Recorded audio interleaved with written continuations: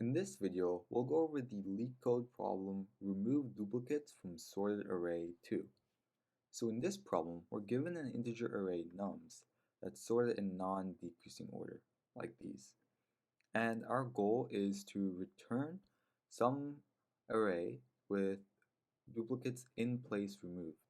So we must change the array given to us. And we'll be using C++ for this.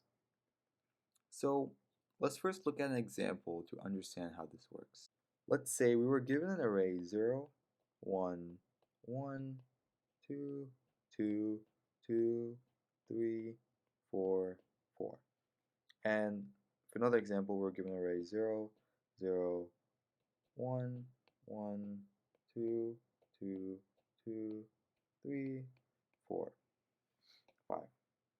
And our goal is to return the array with k integers such that at most there are only 2 duplicate values.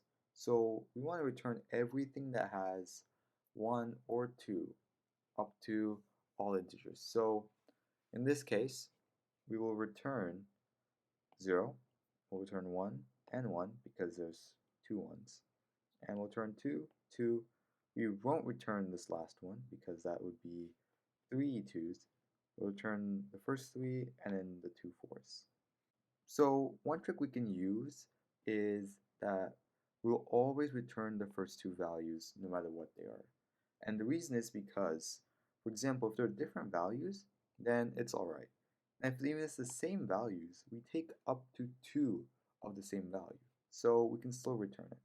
Next, programmatically, we can check if the next value is the same value as the one 2 steps behind it, or 2 indexes behind it. And the reason we're doing 2 is because we're okay with it being the same with 1, but we want it to be different from 2 because at most only 2 of the same number can be returned. So in this example, we check if this 1 is equal to that 0, and since it's not, we return it. Here we check if this 2 is equal to this 1. If it's not, we return it, so in the case we do.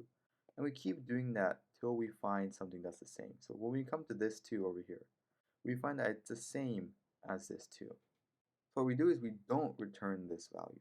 And since we're doing all of this in place, what we can do is we can have a counter I and ensure that I does not called when this happens and I does not get incremented. So in the case of this integer, when this is checked with this, it is different. So I will still be referencing this value to replace. To better understand this, let's programmatically code it up. So first, let's create a counter I, int I equal to 0.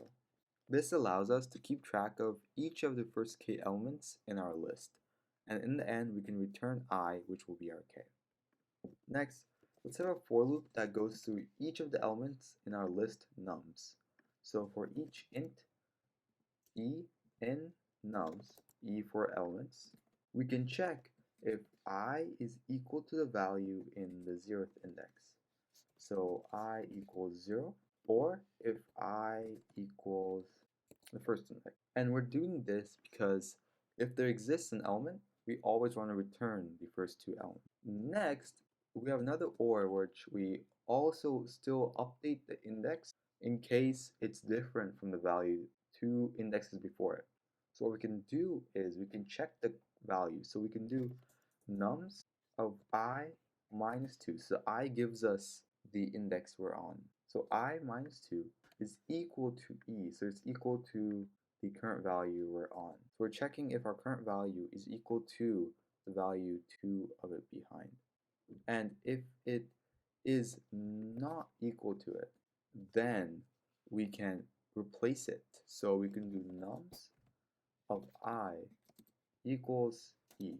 And we can also increment I. So we can do I plus plus because we are increasing the number of elements in our new nums array, which we're still modifying in place. And one last thing we do is we return the value of I, which will be our k.